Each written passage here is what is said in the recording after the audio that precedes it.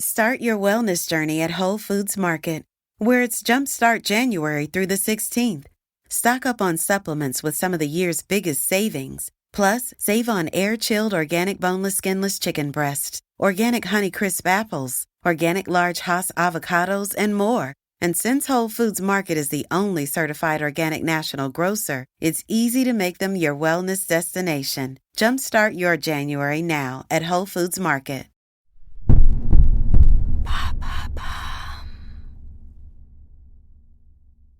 En remportant le très chic prix de Flore, avec Panama Underground, Johann Zarka fait une entrée fracassante dans le monde de la littérature. Ce n'était pas gagné, qui aurait misé un copec sur ces héros sortis des pires bas-fonds de la capitale.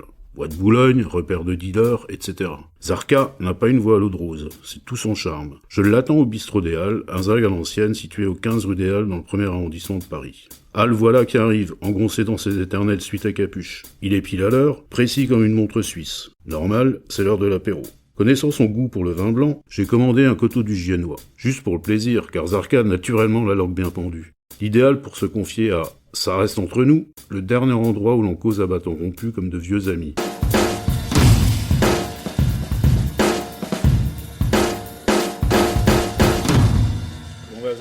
Eh ben, à ta santé. Alors comment ça va Zarka? Ça fait longtemps qu'on s'est pas vu. Eh ben, ça fait un petit temps, mais ça va impec. Je sors un peu du gouffre, là j'avais beaucoup de taf, mais ça va impeccable. Oh, tu veux dire t'as beaucoup de taf, t'as même pas le temps d'aller au cinéma? Non, j'ai rien eu le temps de foutre. Là je sors un bouquin. En fait, là je vais sortir 3 bouquins successivement.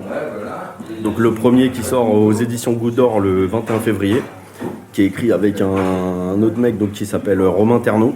C'est ton projet à 4 mains? C'est un projet à 4 c'est ça, mains, là. exactement. Ouais. C'est un mec, c'est un jeune romancier des Forges de Vulcain, enfin des éditions Forges de Vulcain, et donc on sort aux éditions Goutte d'Or. Ensuite, il y a Fleuve Noir, c'est censé devenir une série littéraire. Le premier tiré du Mec de l'Underground, qui était l'univers de mon blog. Mon blog s'appelait Le Mec de l'Underground. Et ce livre qui sera édité chez les éditions Fleuve, ex-Fleuve Noir, s'appelle Bracos au Samouraï. Et après, là, je viens de signer avec Grasset pour un bouquin sur le chemsex. C'est le prix de Fleur qui t'a donné des ailes? Ouais, ça m'a bien poussé. Ouais. Parce que t'as commencé par les blogs et aujourd'hui tu publies à tour de bras. Ouais, non, là c'est cool. Ah bah ouais, le prix de Fleur, ça a été un énorme boost. C'est sûr. Ça vaut le coup de ficeler la littérature. Ouais, ça vaut le coup. Ouais.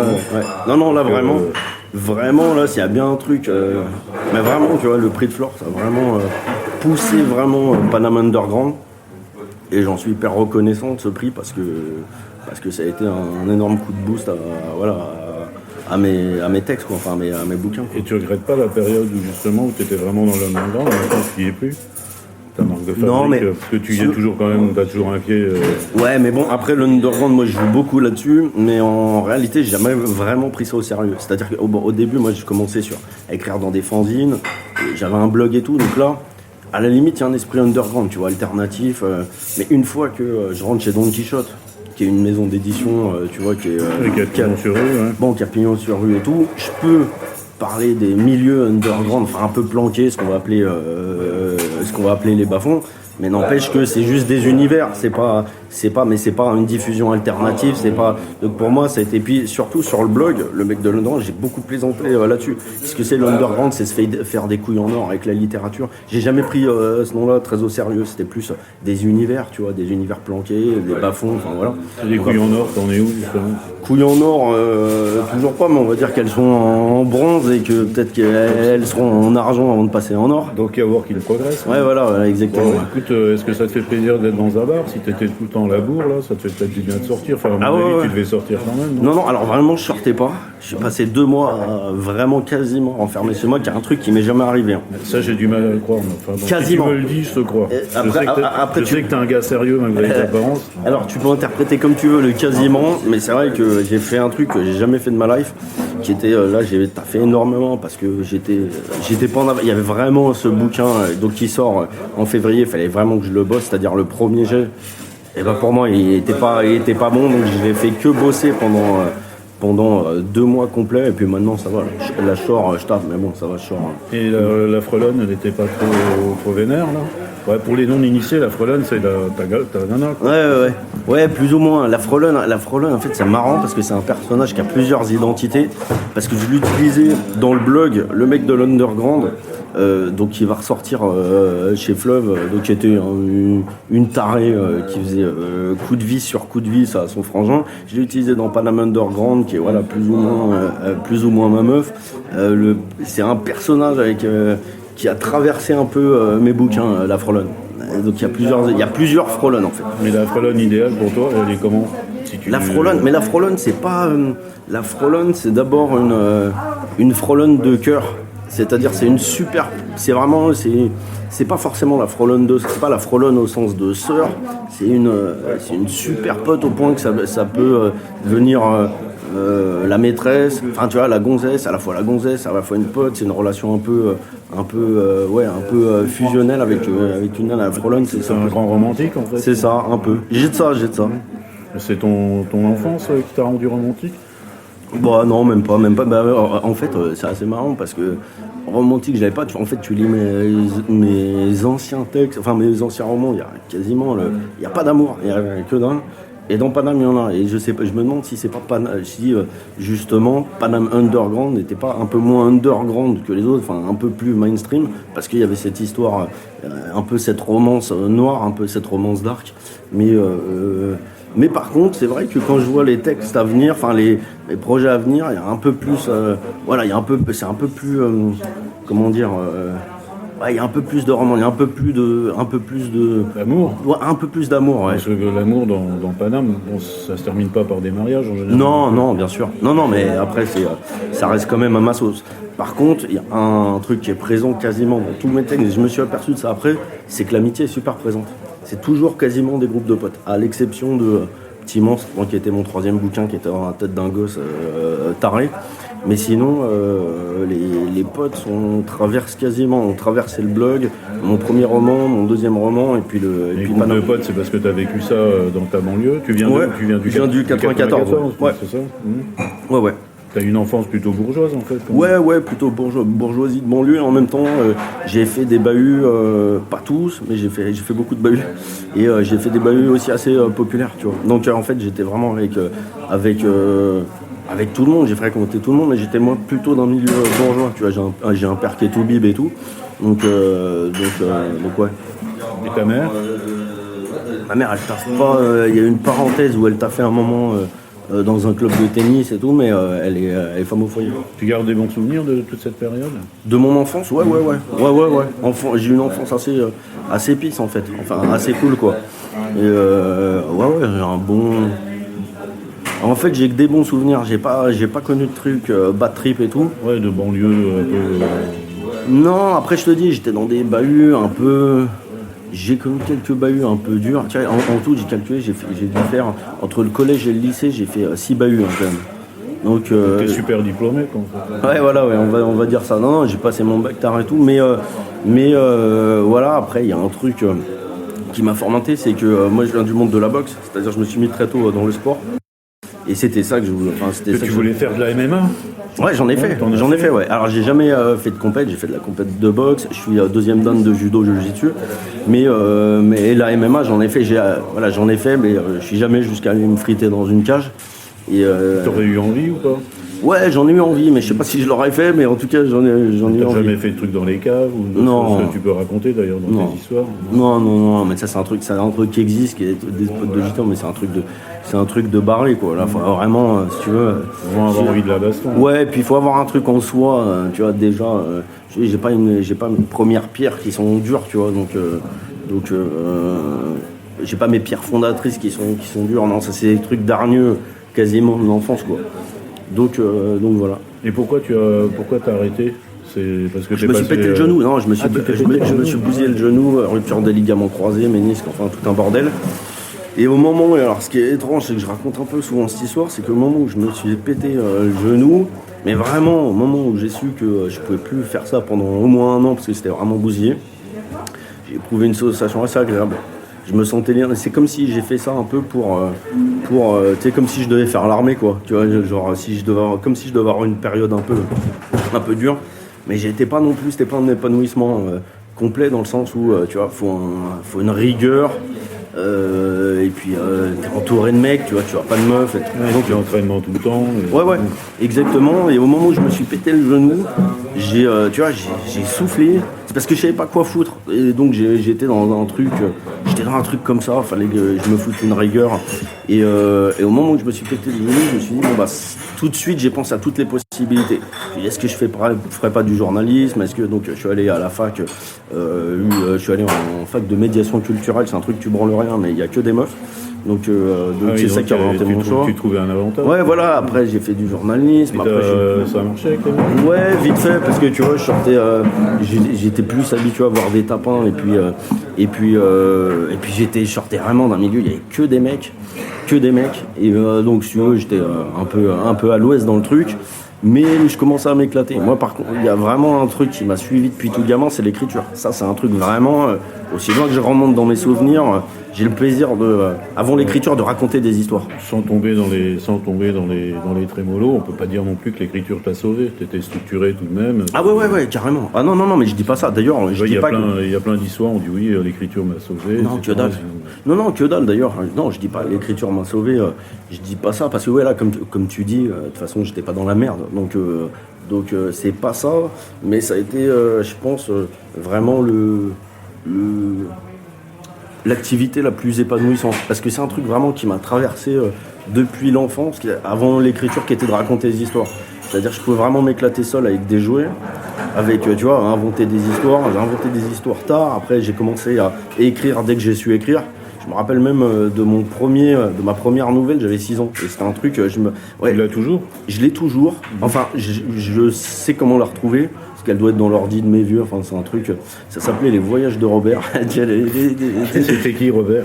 Robert, je sais pas. Non, c'était mon grand-père qui s'appelait comme ça. Mais alors, le perso n'avait rien à voir. C'était un mec, ça tenait sur une page, qui traversait tout plein d'époques. Et ce texte-là, j'avais 6 piges. Donc je savais écrire, mais je le racontais surtout à mon frère. C'était lui qui tapait à l'ordinateur ce que j'écrivais. Et après, je l'avais fait imprimer et je l'avais distribué aux gars de ma classe. Donc j'avais le plaisir d'inventer, mais aussi de faire partager comme l'histoire. Déjà l'ambition de raconter des histoires. J'aimais ça. Et je crois même que si tu me demandais gamin ce que je voulais être, c'était écrivain. Je suis à peu près sûr. Enfin, j'ai voulu faire, à mon avis, faire plein de trucs, mais je crois que c'était un truc qui me plaisait. Mais pourquoi ? Parce que tu voyais un statut spécial ? Ah non, gamin, tu vois aucun statut. C'est vraiment. Mais moi, c'est même pas le statut. Je le découvre sur le tard, qui est un statut cool. Mais à la base, c'est pas ça qui m'a motivé. À la base, c'est vraiment le plaisir de transmettre un truc. Le statut aujourd'hui est sympathique. Tu rentres dans un bar, tout le monde, les nanas t'embrassent. Non, mais voilà. Non, mais le statut est cool. Sauf que c'est pas moi le statut à la base qui m'a motivé. Maintenant, ça me motiverait plus maintenant qu'avant que je le connaisse. Vraiment, ça a été. D'ailleurs, Le Boss de Boulogne, mon premier roman, c'était vraiment ça. C'était vraiment un truc que je voulais écrire et faire partager, et, tu vois, sans savoir même s'il allait être édité ou tu vois. C'était un truc. Ouais. Et puis tu vois, moi j'écris aussi. Bon, des fois c'est chiant, t'es tout seul. Tu bloques sur des trucs. Tu relis ton truc, c'est de la merde. Après, après on a tous un regard. De toute façon, tu vas discuter avec autant de personnes qui écrivent. Enfin, tu vois, t'as toujours des visions assez. Je sais pas, on a tous des visions hyper différentes quand même de l'écriture, quoi. Non, moi c'est vraiment un truc où je suis hyper apaisé. Justement, c'est une solitude que j'aime bien. C'est vraiment le seul moment où j'arrive vraiment à me concentrer, tu sais, où je suis concentré. Tu sais, c'est comme quand t'es en caisse, tu te fais pas chier, tu vois. Là c'est pareil, tu vois. Je suis dans ma bulle, je kiffe, je suis vraiment dans mon histoire. Et quand t'es pas seul, t'aimes bien qu'il y ait beaucoup de monde. Mais moi je suis pas du tout en mode le mec loup solitaire et tout. Je te parle juste pour cette activité, pour le fait d'écrire. C'est vraiment... Non mais justement, un peu c'est le paradoxe, c'est que autant l'écriture c'est un truc solitaire et j'en ai besoin, autant je suis souvent entouré. Je suis rarement seul, quoi, tu vois, j'ai pas mal de potes. Tu fais la fête quand même. Tu vas où quand tu sors à Paris en général ? En général, déjà, il n'y a pas de spot précisément. Moi je suis plutôt quelqu'un des bars, je vais pas en boîte et tout.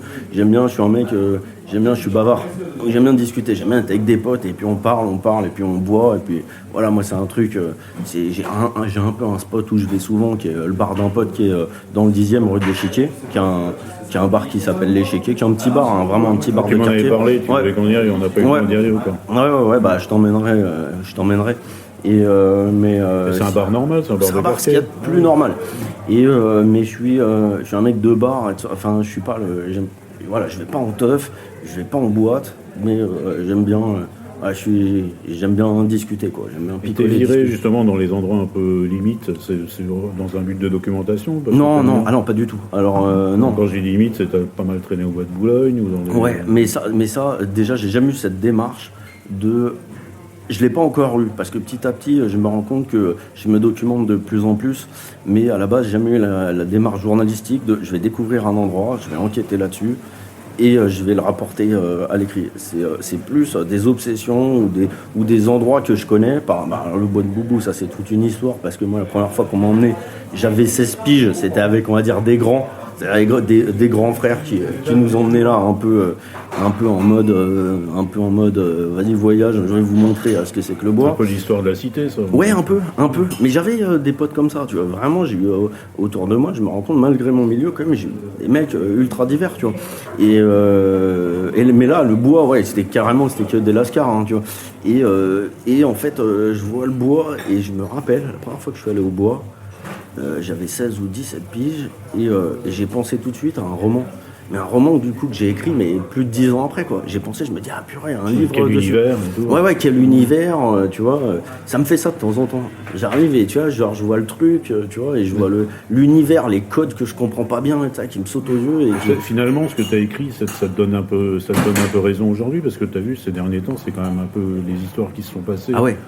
Avec les flics qui se sont fait faucher des armes, qui ont servi à assassiner un transsexuel et tout. C'est un peu ce que tu décrivais il y a quelques années, quoi. Ah ouais, mais après... C'est un peu le Houellebecq des bas-fonds. Mais en fait, le truc, c'est que ça faisait... en fait, c'était même avant cette histoire. En fait, des meurtres au bois, il y en a même eu un, quasiment genre un mois avant la sortie du boss de Boulogne. C'était un travelot, pareil, qui s'est fait fracasser le crâne à coups de casque de moto. C'était passé sous silence à l'époque, en revanche. Il y avait eu une brève, tu vois, une brève à la con, tu vois. Mais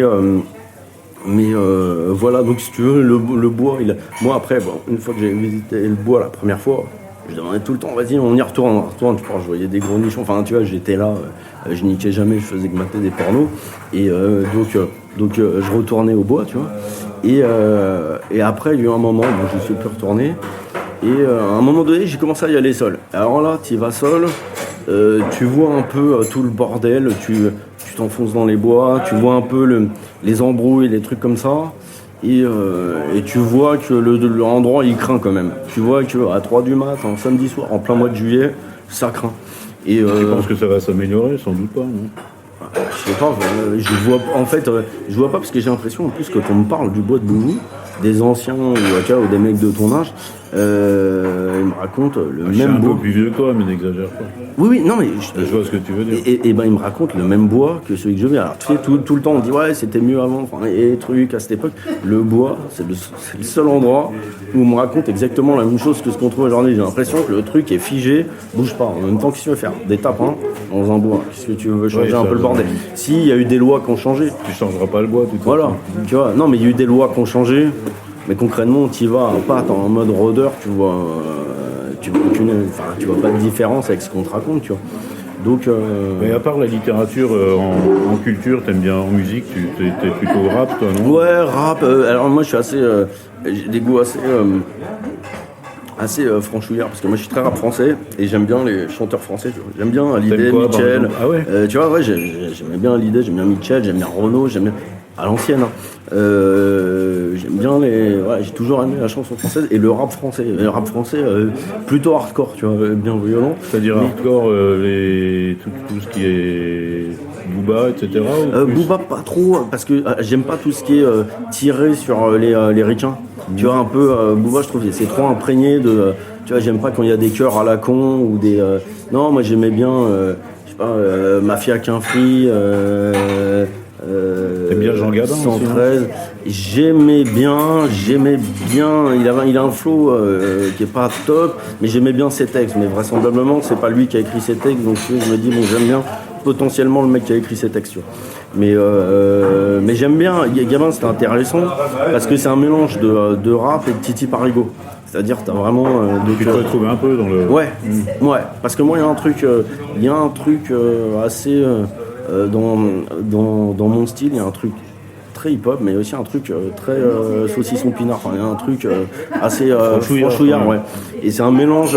C'est pour ça, pour moi, hip-hop, je me reconnais pas dans le style hip-hop, mais je reconnais une influence. Mais comme je reconnais une influence punk, comme je reconnais une influence, je sais pas, comme plusieurs, tu vois, pour moi, j'ai du mal à me définir dans le style. Puis ça peut bouger de toute façon. Ouais, ça bouge. Tu découvres un autre truc. Et... Ouais, mais ça bouge. De toute façon, ça bouge. Et donc voilà. Si on disait, tiens, le monde idéal, c'est quoi? Tu dirais quoi? Le monde idéal, mais ça dépend. Le Paname idéal. Le Paname idéal, c'est un fantasme de Paname, donc c'est un Paname que j'ai pas connu. C'est le Paname que peut me raconter mon daron, donc c'est un Paname plus populaire, je pense. C'est le Paname, je sais pas, des années 80. C'est un Paname fantasmé. Ouais. C'est un Paname que je connais pas. Celui du Palace, tout ça, non? Ouais, voilà, exactement. Ouais, celui du Palace, celui de. On me disait Belleville, c'était un coin populaire. Enfin, c'est un Paname que j'ai pas connu, moi. Je suis pas né, j'ai pas grandi à Paname. Moi, ça fait 7 piges que je suis à Paname. Après, j'étais en banlieue, mais la life en banlieue, même en banlieue proche, c'est pas la même que celle à Paname. Le Paname pour toi, il est plus populaire ou... Il est encore. Enfin, il y a encore, mais il change. Mais en même temps, je suis pas en train de cracher sur Paname à te dire que j'aime pas Paname. Mais tu me parles vraiment du Paname idéal. C'est un comble. Voilà, mais si tu me parles du Paname idéal, c'est celui que j'ai pas connu, c'est une image complètement fantasmée de Paname, quoi. Après, le monde idéal, j'en sais rien, faut voir si c'est un monde idéal réaliste ou complètement fantasmé. Bon, là, il y a plus de limite dans ce que je peux imaginer, quoi. Je me souviens, quand tu as eu le Flore, tu as dû partager le chèque, parce que cette année-là, il y a eu 2 lauréats. Ouais. Comment as-tu dépensé le chèque? C'est dans les 3 000 euros, quoi. Ouais, c'est ça, c'était... Tu disais que tu allais le dépenser assez vite. Ouais, moi, alors ça, c'était pour une vanne, mais en tout cas, il a été claqué super vite. Je crois que j'ai dû faire comme d'habitude. Moi, je suis dépensier, en fait, je mets pas de thunes de côté. C'est pas ma manière de faire et tout, donc j'ai dû le bouger dans les restos, dans les soirées, dans des conneries que tu peux imaginer. Et puis j'ai dû inviter des potes. Je l'ai flambé. Arrêtez, c'est que je me fous pas dans la main. Je suis pas un mec qui s'endette, mais je suis pas un mec non plus qui met de côté. Mais quand j'ai de la thune, je la T'as fait plaisir à des gens, quoi. Ouais, carrément. Ah bah non, mais carrément. Ouais, grave. J'ai fait une soirée avec des potes, je les ai invités. Bon, voilà, tu vois. Mais j'ai dû pas mal dans la picole ou dans 2-3 substances, mais voilà, je l'ai claqué, quoi.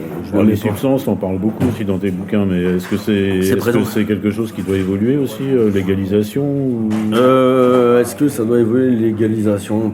C'est pareil, si tu veux, c'est des sujets...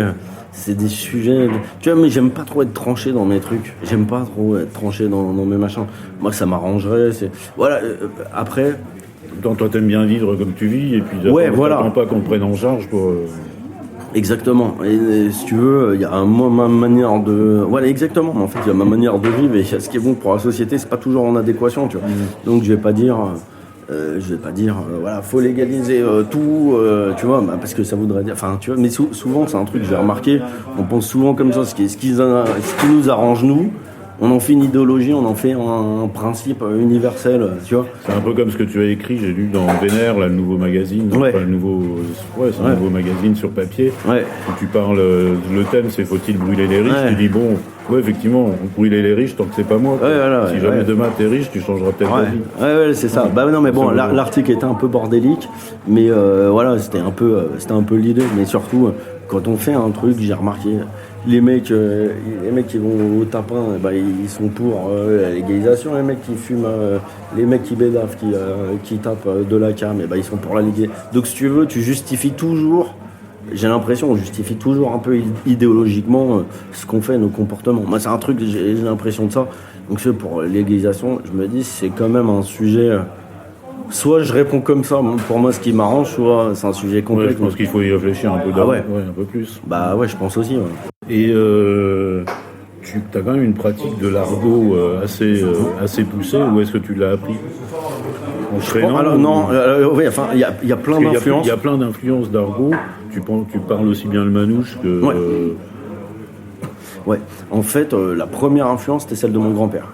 C'était du Audiard. Donc, si tu veux, il a forcément... Je l'ai vu beaucoup. J'étais beaucoup avec mon grand-père quand j'étais gamin. Que faisait ton grand-père? Lui, il était, à l'ancienne, il était ouvrier chez Citroën. Et il avait vraiment le parler à la punchline. C'était hallucinant, quoi. Je comprenais rien. C'est-à-dire, il disait jamais je vais dormir. Il disait je vais aller coincer la bulle. Enfin, c'était que des trucs comme le poivre. Je sais pas pourquoi. Il appelait ça l'avoine de curé. Et c'était que ça. Et il était contre les curés, il voulait en bouffer? Ouais, il blairait pas du tout les curés. C'était un vrai coco, mais pas les cocos, les néo-cocos. C'est vraiment coco à l'ancienne, mec dur, tu vois. Et qui avait taffé de ses mains, enfin voilà. Et c'était un débit d'argot. Et je pense que vraiment, parce que je l'ai côtoyé beaucoup, déjà, ça a formaté mon truc. Après, il y a eu toute l'influence de mes potes, parce que tu dis l'argot manouche, c'est revenu, c'est un truc ancien. Enfin, genre tu vois, Bouya, voilà. Béla, mais en fait, c'est très à la mode aussi aujourd'hui. Donc ça, c'est l'argot contemporain, parce que moi, je te dis, j'ai fréquenté toutes sortes et de comment monde. c'est redevenu à la mode? Je sais pas comment c'est devenu. Est-ce que déjà ça s'est... Parce que c'est vrai que je te le dis comme ça, mais est-ce que ça s'est démodé? Je suis pas sûr que ce soit démodé. Les trucs, les bouillaves, je sais pas si ça s'est perdu, si c'est revenu. Je sais pas. D'ailleurs, je suis pas un expert de l'argot, c'est-à-dire que je l'utilise. Mais après, l'histoire de l'argot, les trucs. Bouillave, c'est ce que fait un homme et une femme. Ouais. Non, c'est ça. Bouillave, mais pour dire un mot. T'en as plein. Bouillave, balnave, moutrave, pillave. Il y en a plein. Enfin, tu vois, c'est même pas du gitan, c'est gitanisé, on va dire. Alors, la pire injure en argot que tu dirais à un ennemi, par exemple? La pire injure. Pas la pire injure, mais le truc, tu vois ce que tu dirais à un ennemi, quoi. Monsieur, le truc le plus classique où les gens sont le plus blessés, c'est-à-dire dans la street, c'est les trucs sur la mer. Donc ça, c'est un truc sur On revient à NTM, etc. Ah oui. Je pense que Nique ta mère est moins grave que Fils de pute. Tu vois. Et je sais pas, spontanément, moi c'est plutôt, je vais aller plus sur la daronne. Je vais plus être dans les Fils de pute ou dans un truc. Spontanément, moi c'est plus ça qui va sortir de mes tripes. Mais après la pire, ouais, je crois que c'est ça. En fait, le truc vraiment qui en... Elle est à la tête du client, de celui qui le dit. Ouais, et puis mais quand même, tu vois, moi j'étais pas mal aussi, et c'est ça aussi qui a un peu, qui a peut-être aussi rajeuni un peu mon oreille, c'est que j'étais pas mal éducateur, animateur, j'étais pion aussi dans un bahut, et quand même, je vois que les max des embrouilles, elles viennent sur les trucs, sur les darons.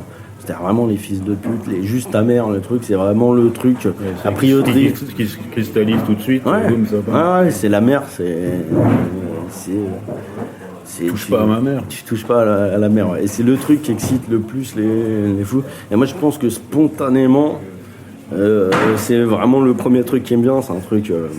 ouais, c'est le premier truc qui me vient. C'est la première insulte, le premier truc, c'est sur la mère. Ouais. Et le mot gentil?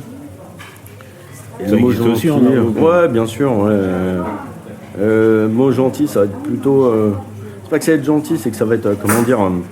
tu vois, le narvalo, tu vois, l'espèce de pote un peu fou, tu vois, comme quand tu dis elle foufou, tu vois, elle narvalo, tu vois, ou ouais, je pense que ça va être ça, le truc gentil.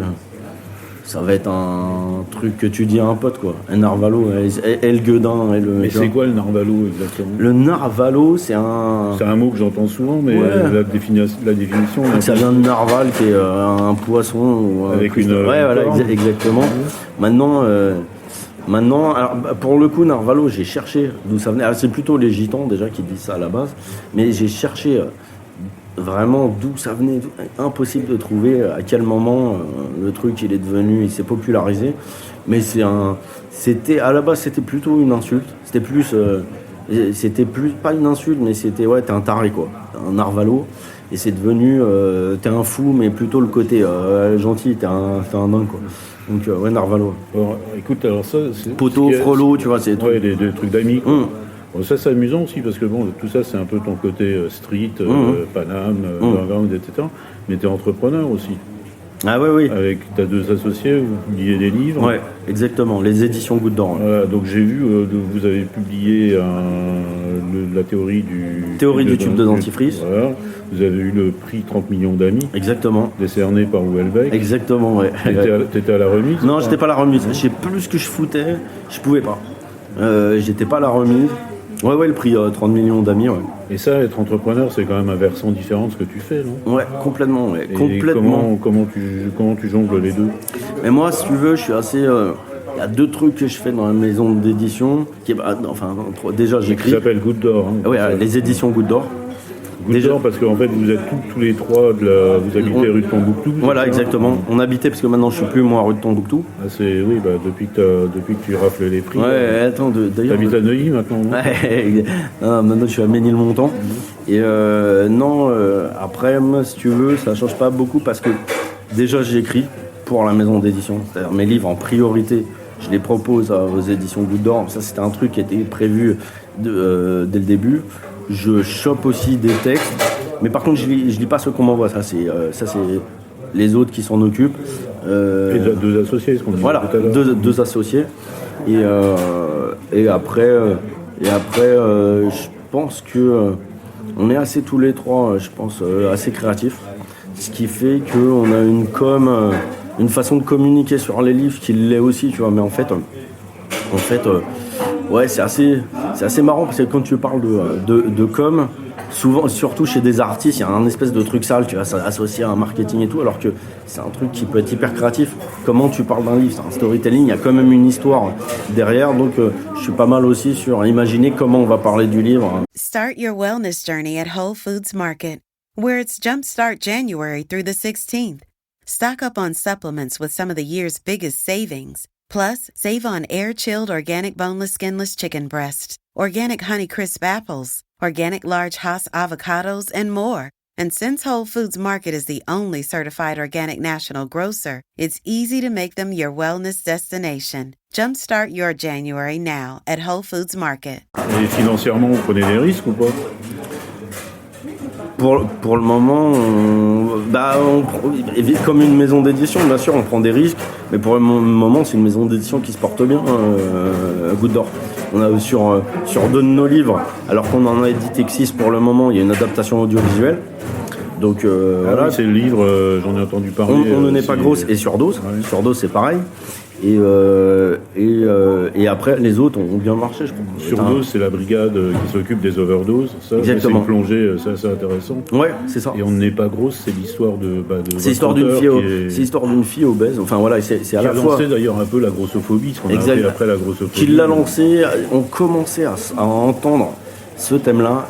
Et on commençait à entendre ce thème-là, tu vois, parler.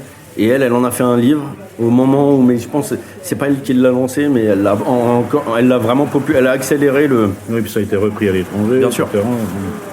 Bien sûr. Et donc voilà, donc c'était l'histoire de Gabriel Dédier qui racontait à la fois son parcours et qui enquêtait aussi sur les thématiques liées à l'obésité en France. Et voilà, donc ces deux livres-là, Surdose, donc une enquête au sein de la brigade des stupes chargée d'enquêter sur les overdoses, écrit par Alexandre Kaufman et On ne naît pas grosse, donc de Gabriel Dédier. C'est 2 livres qui connaissent une adaptation au ciné. Et après, c'est une maison d'édition qui marche bien, qui est... Il faut pas tous les livres se sont bien vendus. Il ne faut pas que vous fassiez n'importe quoi en investissant à droite à gauche, en publiant n'importe quoi. Vous avez une ligne bien... De toute façon, même le modèle économique, il est à contre-courant total de ce qui se fait, parce que nous, on n'est que sur 3 livres par an, et c'est un modèle pour nous qui marche. C'est-à-dire le but, on n'a jamais fait de best-seller en sens best-seller, mais c'est ce qu'on tente à chaque fois, d'en faire un événement des livres. C'est un modèle qui fonctionne comme ça.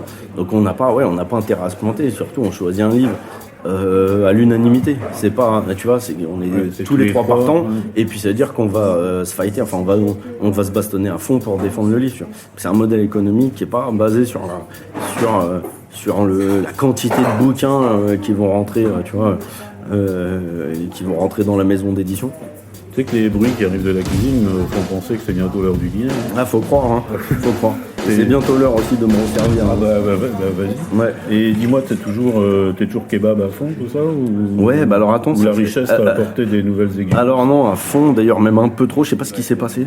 Je crois que à un moment donné, j'ai arrêté de fumer, depuis j'ai repris, en arrêtant de fumer, je me suis refoutu au kebab. Et alors c'est assez marrant parce que justement dans le mec de l'underground, je parlais beaucoup de kebab, Ça fait un peu partie de la street culture. Ouais, là aussi. Sauf que maintenant, tu vois, ce que je fais pour Fleuve, je suis en train de me dire concurrent là, s'il y a un deuxième. D'ailleurs, je crois que j'en ai parlé un peu dans Bracos au Samouraï. Je commence à évacuer le kebab au profit du tacos. Le tacos est en train de remplacer. C'est plus à la mode en ce moment. Bah ouais, je te dis, le tacos est en train d'évacuer le kebab, comme le kebab a viré le sandwich merguez ou le hot dog ou je sais pas ce qu'il y a. Frites, ouais, voilà. Et du coup, maintenant, aujourd'hui, si j'écris pour le McDonald's Underground, je parlerai plus de grec sauce samouraï, je parlerai de tacos, toujours la sauce samouraï parce que. C'est super diététique comme les kebabs. C'est peut-être pire encore, non? Moi, la dernière que j'ai pris, enfin même les deux dernières m'ont foutu dans le mal parce que je prends 4 viandes, 3 sauces. Tu 5... fais le maximum. Ouais, au tacos, ouais. Moi je prends les. J'ai pas fait le XXL, mais j'ai fait déjà le XL qui est bien balèze. Ça, je mets un défi quelqu'un de se l'avaler, mais moi j'ai réussi. Et 4 viandes, 5 suppléments. Enfin, je me souviens, on avait été dans un resto, enfin dans un bistrot portugais. T'étais tapé une francesina. T'es le seul que je connaisse qui était jusqu'au bout. Ah ouais, non, je l'ai. C'est une espèce de croque-monsieur portugais. Il y a de la saucisse, de la viande, 3 tonnes de fromage, du cheddar fondu. Voilà, et trempé dans du Porto. Ouais. Voilà, trempé dans du Porto, plus les frites. Plus les frites, non, ça c'est. D'ailleurs, ça a été admiratif ce jour-là. Bah d'ailleurs, faut qu'on y retourne, hein, parce que tu sais, j'y pensais il y a pas longtemps. Putain, je le referais bien.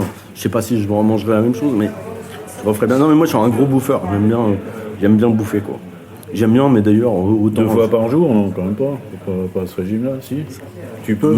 Ouais, je peux. Non, vraiment, je te jure, je suis un énorme bouffeur, mais après.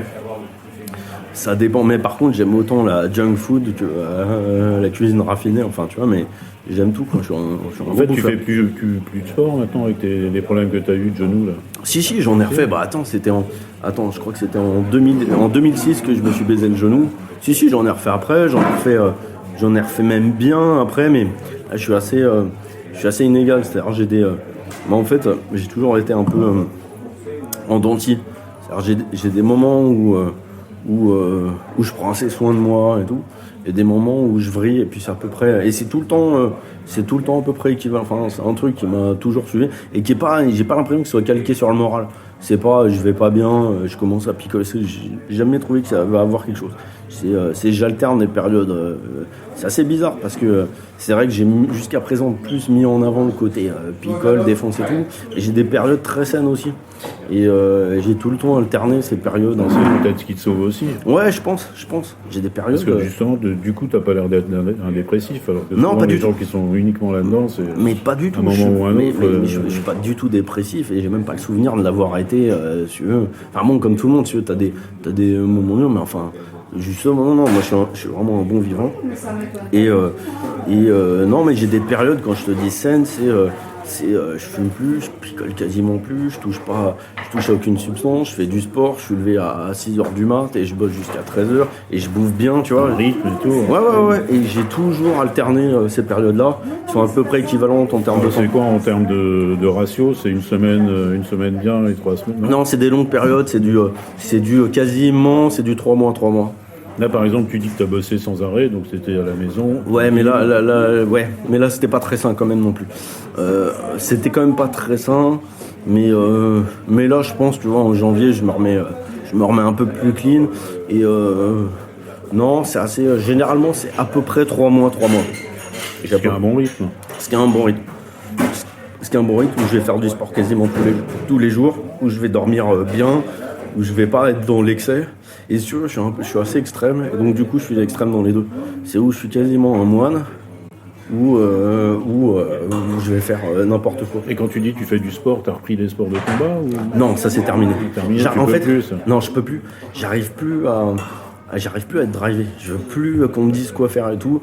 J'ai toujours réussi à me gérer solo. Bah évidemment, c'est mieux comme un entraîneur, mais je peux aller dans une salle comme un con, aller pousser, aller faire du tapis et ça, et faire ça tous les jours, et en faire 1h30 par jour, respecter mes temps de repos.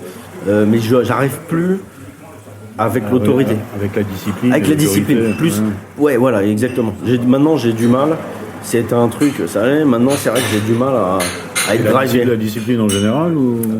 Non, mais quand je te dis la discipline, j'ai du mal avec les horaires. Tu vois, j'ai du mal avec. Et pourtant, je suis capable de me lever très tôt. On me donne rendez-vous, t'arrives. Ouais, mais. Non, mais ça, il n'y a pas de problème. Mais si tu veux, c'est des trucs qui viennent de moi. Si je me mets avec un prof et à me dire, c'est tous les jours à 15h, ça, je suis pas capable. Que si, voilà, il y a une salle qui est ouverte H24, mais il n'y en a pas, et ben là, je pourrais y aller moi spontanément. Tu vois.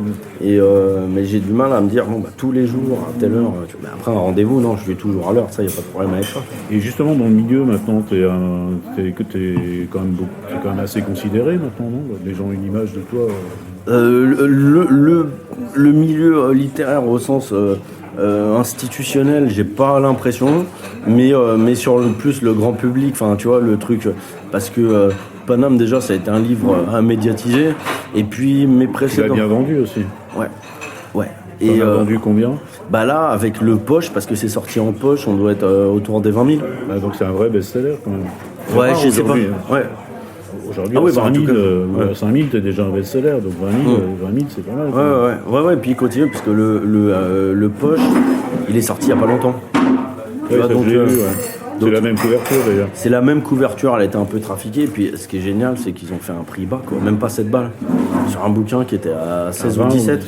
16 ou 17, tu vois. Donc, et sachant que j'ai un lecteur, mais je le vois, je l'ai vu en librairie, dans les rencontres et tout, il y a pas mal de jeunes. Il y avait quand même, je dis, ça reste,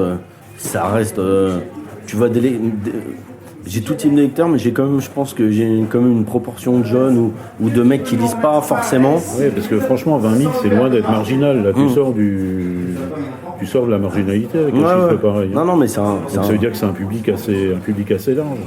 T'as l'impression que c'est plutôt des jeunes? Non. J'ai pas l'impression de ça. Par contre, non, j'ai pas l'impression que c'est plutôt des jeunes, mais qu'il y a un pourcentage de jeunes plus important, je pense, que la moyenne des livres. Pour d'autres livres. Ouais, parce que si t'attires des jeunes, c'est pas mal, parce qu'aujourd'hui, la littérature, quand même. Mais j'attire un peu déserté. En fait, j'attire les jeunes, mais je suis pas boudé des anciens. Tu vois, en fait, c'est assez. Ouais, non, mais parce que, non, mais tant mieux, tu vois. Et pareil, hein, t'as des bourges qui me lisent, des mecs, tu vois, un peu plus modestes. Donc j'ai à peu près. Assez large, ouais, puis j'ai à peu près, j'ai l'impression à peu près autant de meufs que de mecs. Tu vois, donc c'est assez. C'est amusant parce que tes livres sont pas tellement féminins. Tu vois. Alors on dit plus, on sait très bien que c'est les femmes qui achètent le plus de livres. Ouais. Tu vois. Mais pour le coup, c'est un signe aussi que les femmes changent aussi sur certains trucs. En tout cas, alors c'était pas le cas de mes précédents bouquins, qui étaient très testostéronés, on va dire. Enfin, quoique Petit Monstre, pas forcément. Non, Paname, je te dis, il y avait cette histoire. Je sais pas. Paname, en tout cas, il y a pas mal de femmes qui ont accroché. Qui ont accroché, ouais. Non, je peux pas dire que ce soit un truc. Je pense que c'est peut-être aussi parce que tu fais découvrir un Paris qu'on connaît pas, quoi. Peut-être, donc, je sais pas. Et puis je sais pas si. Parce que les sentiments, c'est pas ce qui vont les attirer, c'est des sentiments quand même un petit peu. Ouais, mais en même temps, tu vois, le perso de Dina, je pense, c'est un perso attachant, tu vois, genre après c'est pas forcément déglingué, mais attachant, tu vois, donc et puis même le narrateur en l'occurrence qui est, enfin tu vois, je sais pas, en fait j'ai du mal à, si tu veux, pour moi j'aurais dit c'est un public jeune, de mecs, de cité, enfin spontanément tu m'aurais dit ça il y a 5 piges, je t'aurais dit j'imagine que, en fait c'est pas ça. J'ai du mal. C'est plutôt une bonne surprise. Ouais, c'est une très bonne surprise. Hein. Mais moi, j'en suis ravi. Mais c'est pas, je peux pas dire qui est mon lecteur. Oui, t'as pas de lecteur type. Ouais. Non, pas du tout. Et après, pour ce qui est du milieu littéraire, vraiment du milieu littéraire un peu institutionnel, je sais pas que je suis boudé, mais je suis pas apprécié. Non, j'ai pas l'impression. Si tu veux, je suis pas plus invité que ça dans les trucs. Je sais pas, j'ai pas l'impression que, tu vois, la presse littéraire a tellement relayé Paname Underground et tellement parlé de moi. J'ai vu des réactions après mon article sur le Fist qui étaient non, mais c'est une horreur. Enfin, tu vois, des trucs concrètement, je m'en branle. Mais bon, voilà, c'est plus un truc, peut-être plus une littérature un peu populaire, peut-être pas, je sais pas, peut-être une littérature populaire. Pour moi, c'est un peu populaire. Ouais, c'est un peu populaire, pas complètement, parce que j'ai. Non, mais moi, c'est pas du tout péjoratif. Moi, d'ailleurs, je demande que ça. Mais c'est pas non plus que de la littérature populaire, parce qu'il y a aussi, je vois, tu vois, à Paname, il y a des quartiers où on vient beaucoup me parler. Enfin, c'est aussi bobo. Hein. Tu vois, c'est aussi le truc underground. Oui, Ménilmontant, non, mais même pas que Ménilmontant, tu vois, mais même underground, c'est un truc à la mode.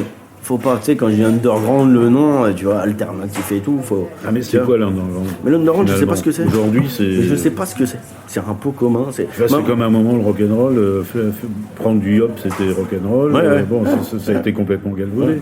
Est-ce qu'il arrive la même chose avec l'underground? Ouais, bah L'underground doit rester fermé, secret. Ouais, c'est le terme original. Complètement. D'ailleurs, souvent je disais l'underground, je sais pas trop ce que ça veut dire, mais ça a de la gueule, tu vois.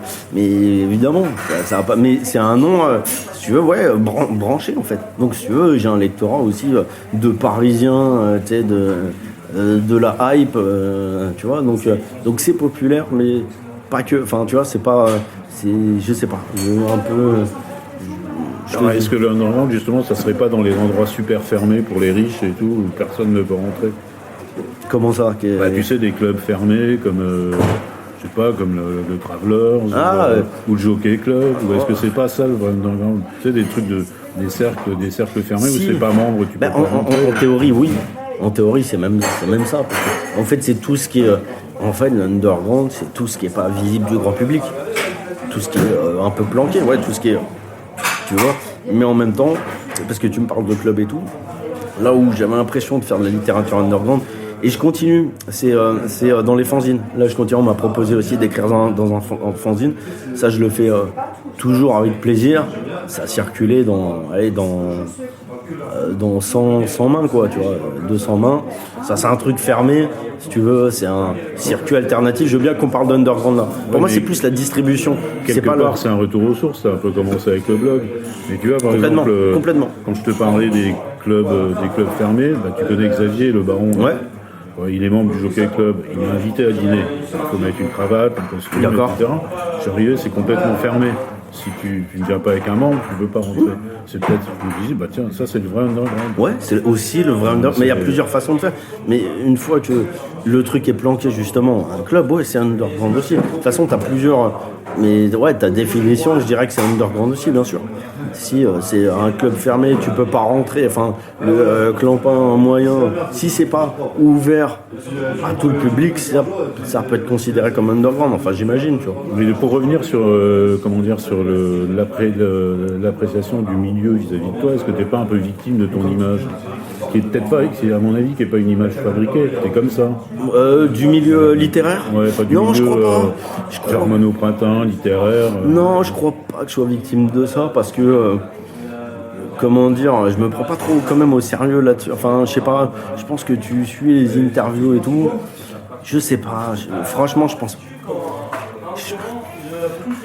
J'ai du mal à te répondre et en même temps, tu vois, tu voyais mon troisième. En fait, tu vois par exemple mon troisième roman, c'est dans la tête d'un enfant, c'est écrit en langage enfantin.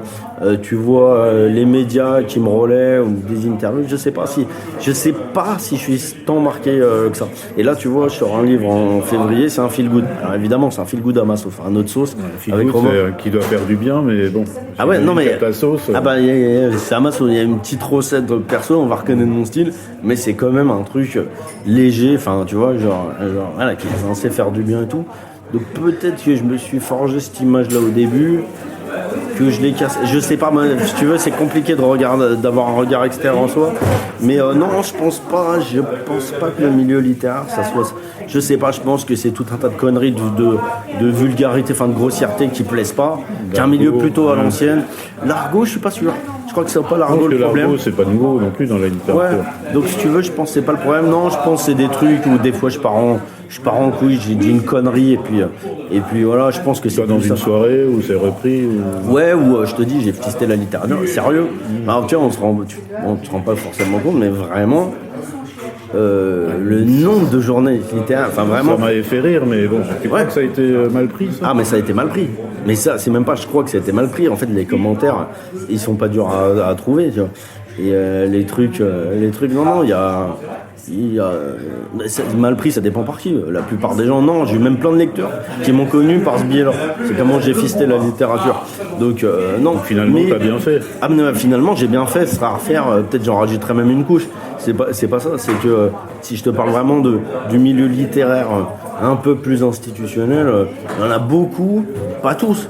Il y en a beaucoup que ça les a pas fait marrer du tout. Mais vraiment du tout. Il y a vraiment des commentaires mais durs. bon, ça tu peux Non, pas moi, je m'en contenter branle. tout le monde. Mais Oui. je me mets maintenant à la place de tes parents. Bon, t'as fait plein de bahuts, etc. Ils devaient quand même être un peu inquiets. Comment ils voient tes livres aujourd'hui? Ils les lisent et tout? Ils les lisent, mais ils aiment pas trop. Ils aiment pas trop. Alors ils sont Pourquoi, ils contents sont pour moi. choqués ou parce qu'ils Non. te reconnaissent ou... Non, ils sont pas choqués. Ma mère, elle m'avait fait une réflexion en lisant Panama Underground. D'ailleurs, c'était pas elle. C'était mon père qui m'a dit bon, c'est-à-dire que forcément ta mère de voir, parce que de lire la première scène que tu tapes un douille de coke sur le cul d'une pute enceinte, forcément ça lui a fait bizarre. Mais comment dire? Où a-t-il pu apprendre ça? Non, mais déjà moi ça me fait pas me censurer. Enfin, c'est pas un truc qui me dérange. En fait, même au sein de ma famille, j'ai toujours été un peu. Enfin, tu vois, je mâche pas les mots. Enfin, je dis les trucs. Je dis les mêmes conneries. Ouais, en famille que. Ouais, pareil, exactement. Donc ça. Après, c'est pas leur. Je vais pas te mentir, c'est pas leur tasse de thé. C'est pas, ils aimeront pas, c'est pas leur truc. C'est comme si je leur faisais écouter du rap. Même si encore une fois, moi je me ressens pas dans le milieu hip-hop. J'ai une influence, mais je me reconnais pas dans le milieu hip-hop. Mais c'est un peu comme ça quand j'écoute du rap. Tu vois, je vois mes parents avaient dit c'est dégueulasse. Enfin, tu vois, un truc. Bon. Des trucs de vieux quoi. Ouais, ben pour le coup, ouais, parce que je pense que tu vois, il pourra faire un effort pour écouter, il pourra rester bloqué. C'est pour ça, moi, j'essaie de faire gaffe parce que je suis déjà quand même, tu vois, je dis pas que, tu vois, j'ai 34 piges, mais du coup, je suis à un âge intermédiaire où on commence aussi à avoir des réflexes quand t'as des trucs de mecs de 18 piges, de dire ouais, c'est de la merde spontanément et ça. Donc j'essaye de faire gaffe à ça parce que j'ai reproché ça un peu à des anciens, tu vois. Donc j'essaye quand même aussi moi de faire gaffe à pas trop être tu vois méprisant sur les nouveaux trucs et essayer quand même un peu plus d'être curieux et d'écouter. Ouais, d'être curieux parce que sinon ça va trop vite. Ouais, c'est de la merde et tout. Non, tu vois, enfin c'est et on peut pas rester sur le c'était mieux avant tout le temps quoi parce que... Bah ouais, mais bon ça c'est quand même la maladie du siècle. Bah et de tout le monde. Et de tout le monde, enfin tu vois de tout le monde, on a quand même ce truc là tous quoi, tu vois. Moi je vois j'ai des trucs réac des fois, j'ai des trucs de un peu de mépris tu vois. Tu penses pas que c'est en prenant de l'âge qu'on devient tous un peu réac ou... Ah non mais moi je suis persuadé que je vais l'être. Mais justement peut-être qu'en ayant conscience du problème, j'ai aussi peut-être conscience de la solution. Enfin, tu vois, genre. Ouais, c'est-à-dire qu'il réfléchit et tu t'acceptes pas de le devenir comme ça. Peut-être, mais après, je pense que si, tu vois. Je commence à me vieux-coniser un peu, mais bon, c'est pas grave, mais juste, j'essaye d'en avoir conscience, tu vois. Après, c'est pas grave, tu vois. Quels sont les signes pour toi de ce vieux-coniser, comme tu dis? Bah, c'est vraiment répondre spontanément à un truc que t'as pas approfondi. Pour moi, c'est le seul signe. Parce que tu peux dire, écoute, là, ton truc, il me parle pas, il me fait chier, mais tu peux le dire en ayant une réflexion. Voilà, et en ayant écouté vraiment ton truc qui me parle pas. Je trouve d'un point de vue phrasé, c'est bof, tu vois, c'est pauvre. Je trouve que la musique, voilà, t'as 3 accords bidons. Bon, ok, là, t'as écouté mais je pense que le truc du vieux con, c'est vraiment spontanément. De refuser en bloc tout de suite. Voilà, refuser tout de suite, ça te parle pas, donc c'est de la merde. C'est pas ton univers, c'est pas ton identité, donc c'est de la dope. Je pense que c'est ça, tu vois. J'essaye d'être vigilant, enfin, ça c'est pas non plus mon cheval de bataille, tu vois, mais j'essaye quand même de pas avoir. De faire gaffe. Ouais. Bah ouais, d'être un peu. De pas vieillir tout de suite. Ouais, voilà, exactement. Ouais, enfin, tu vois, de rester quand même un peu en phase avec son temps, sinon tu détestes tout, tu vois. Sinon, je vais arriver à 50 piges ou ça, tu vois, je vais tout détester, j'ai pas envie d'un monde comme ça, tu vois. Alors, pour en finir avec la famille, d'ailleurs on finira avec ça, tous les copains du prix de Flore m'ont dit tiens, si tu vois Zarka, il nous avait quand même promis que s'il avait le prix de Flore, sa mère nous ferait un couscous. On n'a toujours pas eu le couscous. Un couscous, c'était un couscous ou des lasagnes? Non, des lasagnes peut-être. Ah, ça devait, ou alors ta grand-mère, le couscous de ma grand-mère, c'est du couscous. Ouais. Ma mère, c'est des lasagnes. Bon, bah, écoute, c'est. Donc, je te dis ça au passage, okay. C'est juste une petite requête. Okay. Bon, après, tu sais que réunir tout le monde, c'est pas facile, mais tu le notes. Ouais, je le note. Non, mais en plus, je prends le genre de phrase assez au sérieux. Non, mais c'est noté. De toute façon, tu l'as eu, on va pas te l'enlever. Ouais, oui, mais... non, c'est clair. Ok. Non, mais c'est noté. Ouais, parfait. Bon, Zarka. Eh ben, à ta santé.